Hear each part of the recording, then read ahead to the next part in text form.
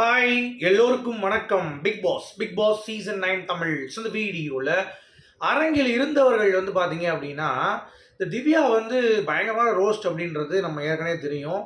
அதில் நிறைய attitude problem பார்த்தீங்கன்னா இருந்திருக்கு திவ்யாவுக்கு அப்படிங்கிறது நம்ம பார்க்கும்போதே தெரியுது. கண்டஸ்டண்ட்டாகவே பார்த்தீங்கன்னா அவங்கள எவனும் மதிக்க மாட்டான் அப்படிங்கிறது ஒரு பக்கம். இன்னொரு பக்கம் பார்த்தீங்கன்னா அதெல்லாம் ஓகே, நான் என்ன பண்ணணும் அப்படிங்கிறது நீங்கள் சொல்லக்கூடாது.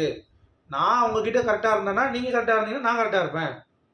நீங்கள் ஏதாவது குற்றம் சொல்லி நான் ஓடி போயிடுவேன் அப்படின்ற மாதிரி சொல்ல அந்த திவ்யா சேதுபதி கிட்டேயும் ஓரசலை கொடுத்துருக்காங்க அப்படிங்கிறது பார்க்க முடியுது. ஸோ அதை பற்றி தான் அந்த வீடியோவில் பார்க்க போகிறோம். அது மட்டும் இல்லாமல் பிரவீன் ராஜோட எவிக்ஷன் 1 மணி நேரத்தில் நடந்தது என்ன அப்படிங்கிறதை பற்றி தகவல் நமக்கு வந்திருக்கு. ஸோ அதை பற்றி நம்ம பார்க்க போகிறோம். ஸோ வீடியோக்குள்ளே போகிறதுக்கு முன்னாடி சேனலுக்கு புதுசாக இருந்தீங்க அப்படின்னா கண்டிப்பாக சப்ஸ்கிரைப் பண்ணிக்கோங்க. வீடியோ மறக்காமல் ஒரு லைக் பண்ணிக்கோங்க. இப்போ நம்ம வீடியோக்குள்ளே கண்டிப்பாக போகலாம். ஸோ இன்றைக்கி நம்ம பார்க்க போகிற 3 டாபிக் பார்த்தீங்க அப்படின்னா, முதல் திவ்யாவுடைய பிஹேவியர் டுவர்ட்ஸ் சேதுபதி. அது மட்டும் இல்லாமல் பிரவீன் ராஜுக்கு கொடுக்கப்பட்டுள்ள இன்னொரு வாய்ப்பு. அது மட்டும் இல்லாமல் சாண்ட்ராவுடைய பிஹேவியர். இந்த 3 பற்றி தான் டிஸ்கஸ் பண்ண போகிறோம். சரியா? ஸோ ஃபஸ்ட்டு பார்த்தீங்கன்னா இன்னைக்கு திவ்யா ஹெவி ரோஸ்ட் பண்ணியிருக்காரு சேதுபதி எபிசோடில் அப்படிங்கிறது எல்லாத்துக்குமே தெரியும். ஸோ அப்படி இருந்தும் நமக்கு தெரியும்ல, இப்போ ஒருத்தர் சொல்கிறார் அப்படிங்கிறப்ப நீங்கள் ஒயில்டு கார்டாக உள்ளே போனீங்க, நீங்கள் டீச்சராக உள்ள கிளாஸ் இருக்கணும்னு போனீங்க, எல்லாருடைய முகமுடியை கிழிக்கணும்னீங்க. அப்போது எல்லாருடைய முகமுடியை கிழிக்கிறப்ப நீங்கள் ஒன்லி திவாகர் அண்ட் பார்வதிங்க டார்கெட் பண்ணுறீங்க, எல்லாரையும் ஏன் கிழிக்கலை அப்படின்ற ஒரு கேள்வி கேட்கப்பட்டிருக்கு. அது மட்டும் இல்லாமல் நீங்கள் உள்ளே போய் டெக்கோரம் டிக்னிட்டி பேசுனது நீங்களே ஏன் அப்படி ஆயிட்டீங்க, திவ்யா அவங்ககிட்ட ரொம்ப எதிர்பார்த்தேன் அப்படின்ற மாதிரி சொன்ன உடனே ஒரு 10 நிமிஷம் பேசியிருக்காங்க திவ்யா. இவங்கெல்லாம் என்னென்ன பண்ணுறாங்க அப்படின்னு சொல்லிட்டு ஒரு டாஸ்க் மாதிரி கனெக்ட் பண்ணியிருக்காங்க போல தெரியுது.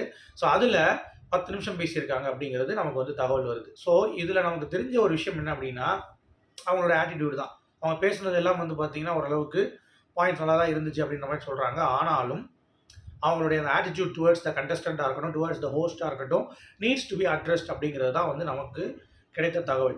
ஓகே, அது ஸ்ட்ரெயிட்டாக பார்த்தவங்க, அந்த வியூ பாயிண்ட்லேருந்து பார்த்தவங்களுக்கு என்னடா ரொம்ப ஆட்டிடியூடாக இருக்கா அப்படின்ற மாதிரி தோணுச்சு அப்படிங்கிறது நிஜம். அது மட்டும் இல்லாமல் அந்த சைடில் ஃபுல்லாகவே பார்த்தீங்க அப்படின்னா, அன்றைக்கி போனவங்க எல்லாருமே சாண்ட்ரா அண்ட் திவ்யாவுடைய கைக்கூலிகள் அப்படின்னு சொல்லலாம்னு வைங்களேன். அதாவது ஃபாலோவர்ஸ் உள்ளே போய் சும்மா சத்தம் போடுறது அப்படின்ற மாதிரி. ஸோ அந்த எபிசோடுக்கு நீங்கள் பார்த்தீங்கன்னா உங்களுக்கு தெரியும். குறிப்பாக சண்டே எபிசோடில் பயங்கரமான அரங்கம் அதிர்ந்த ஒரு கைத்தட்டல் 2 பேர் வாங்கியிருக்காங்க அப்படிங்கிறத பார்க்க முடியுது. சேதுபதி அப்படி சொல்லும் பொழுது, இல்லை சார் நானாக தான் சார் இருந்தேன், சில பேருக்கு எப்படி பேசணும் அந்த மாதிரி தான் பேசியிருக்கேன் அப்படின்ற மாதிரி ரொம்ப ஆட்டிடியூடாக பதில்னு சொல்லியிருக்காங்க. எப்பயும் போல் விஜய் சேதுபதி அவர்கிட்ட நிற்க முடியுமா, உட்காருங்க அப்படின்ற மாதிரி ஒரே போடா பார்த்தீங்கன்னா உட்கார வச்சிட்டார் மண்டையில் தட்டி அப்படின்றது பார்க்க முடிஞ்சிச்சு. ஓகே, அதுக்கடுத்து நம்ம பிரவீன் ராஜோடைய எவிக்ஷன் 1 மணி நேரம், அதாவது 8 மணிக்கு வெளியே அனுப்பப்பட்ட பிரவீன் ராஜ் 9:15 வரைக்கும் ஸ்டேஜுக்கு வர்றதுக்கு ஏன் அவ்வளோ நேரம் அப்படின்னா, கண்டிப்பாக பார்த்தீங்கன்னா பின்னாடி நிறைய வெரிஃபிகேஷன் கேட்டிருக்காரு. அஃபிஷியல் ஓட்டு காமிங்க, நீங்கள் ரொம்ப என்னை டார்ச்சர் பண்ணிட்டீங்க, நான் நிறைய விஷயங்கள் பார்த்தீங்கன்னா பிளான் பண்ணியிருந்தேன், என்னுடைய ஹோப் எல்லாத்தையும் உடச்சிட்டீங்க, இது எனக்கு ஒரு மென்டல் டார்ச்சர் மாதிரி இருக்குது, எல்லா இதுவும் வேணும் பார்க்கணும் அப்படின்ற மாதிரி ஒரு அலப்பறையை கொடுத்துருக்காரு. கடைசி விஜய் டிவிலேருந்து இவங்களுக்கு கொஞ்சம் க்ளோஸ்னால அதெல்லாம் காமிச்சிருக்காங்க. காமிச்சு இது மாதிரி ஓட்டு இல்லை அப்படின்ற மாதிரி. ஏன்னா நம்ம எப்பயுமே ஒரு கமல் சார் காமிப்பார் தெரியுமா, அந்த பாருங்க ஓட்டு எவ்வளோ வந்திருக்குன்ட்டு. அப்போலாம் மிஸ்டு கால் ஓட்டு ஃபோன் பண்ணி நீங்கள் மெசேஜில் போடலாம் அப்படின்ற மாதிரிலாம் இருக்குது. இப்போ ஒன்லி ஹாட் ஸ்டார் தான் அப்படின்னா கொண்டு வந்துட்டாங்க. மிஸ்டு கால் ஓட்டு கூட எனக்கு இருக்கான்னு தெரில, இப்போ இருக்குன்னு நினைக்கிறேன். பட் முந்திலாம் ஒரு ஓட்டுக்கு 15, ஒரு காலுக்கு 15 ஓட்டு, 10 ஓட்டு அடிப்போம். இப்போ எல்லாம் ஒன்றாக்கிட்டாங்க. முந்தி பிரித்து போடுவாங்க, 10 ஓட்டு கொடுத்துருவாங்க, 4 ஓட்டு இங்கே, 4 ஓட்டு அங்கே, 2 ஓட்டு இங்கேன்னு போடுவாங்க. இப்போ ஒரே ஒரு ஓட்டு தான், நீ போட்டால் போடு காப்பாற்று அப்படின்ற மாதிரி. சரியா? ஸோ இந்த மாதிரி ஆகிடுச்சு. அதை காட்டணுன்னு தான் கொஞ்சம் கன்வின்ஸ் ஆகிறாரு. இன்னும் ஒரு ப்ராமிஸ் பண்ணியிருக்காங்களாம், அதாவது ஒயில்டு கார்டாக உள்ளே வருவதற்கான வாய்ப்பு இருக்குது அப்படிங்கிறது. அது மட்டும் இல்லாமல் இன்னொரு ஒரு ஒயில்டு கார்டு வர்ற மாதிரி தகவல்கள் இருக்குங்க. ஆனால் அது பிரவீன் ராஜ் இன்னும் 2 வாரம் கழித்து ஒயில்டு கார்டாக ரீஎன்ட்ரி மாதிரி. இப்போது சீசன் 7 நீங்கள் பார்த்துருப்பீங்க, அனன்யாவும் விஜயவர்மாவும் திருப்பி உள்ளே போனாங்க. அந்த மாதிரி ஏதாவது இருக்குமா அப்படிங்கிறத நம்ம பொறுத்து இருந்து தான் பார்க்கணும். அது நம்மளால் இப்போ உறுதியாக சொல்ல முடியாது இப்படி தான் இருக்கும் அப்படின்னு சொல்லிட்டு. பட் எனக்கு தெரிஞ்சு உறுதியாக இருந்தாலும் ஓகே, அப்படி இல்லைனாலும் பிரவீன் ராஜுக்கு இன்னொரு ஒரு வாய்ப்பு வழங்கப்பட வேண்டும் அப்படிங்கிறது தான் என்னுடைய ஒரு விருப்பம். ஓகே, அது நடக்கும் அப்படிங்கிறது நான் பார்க்குறேன். அடுத்து சாண்ட்ராவுடைய பிஹேவியர் அந்த சீக்ரெட் டாஸ்கில் நீங்கள் பார்த்துருப்பீங்க. அவங்க சீக்ரெட் டாஸ்க்குங்கிறப்போ அவங்க என்ன வேணாலும் எக்ஸ்ட்ரீம் போகலாம்.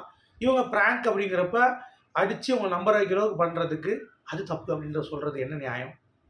உங்களுக்கு வந்தால் ரத்தம், மிச்சவங்களுக்கு வந்தால் தக்காளி சட்னியா? கரெக்டாக தான் நான் கேட்குறது. உங்களுக்கு புரியுதா இல்லையா? சாண்ட்ரா எவ்வளோ கேவலம் பண்ணாங்க கெஸ்ட்டு முன்னாடி.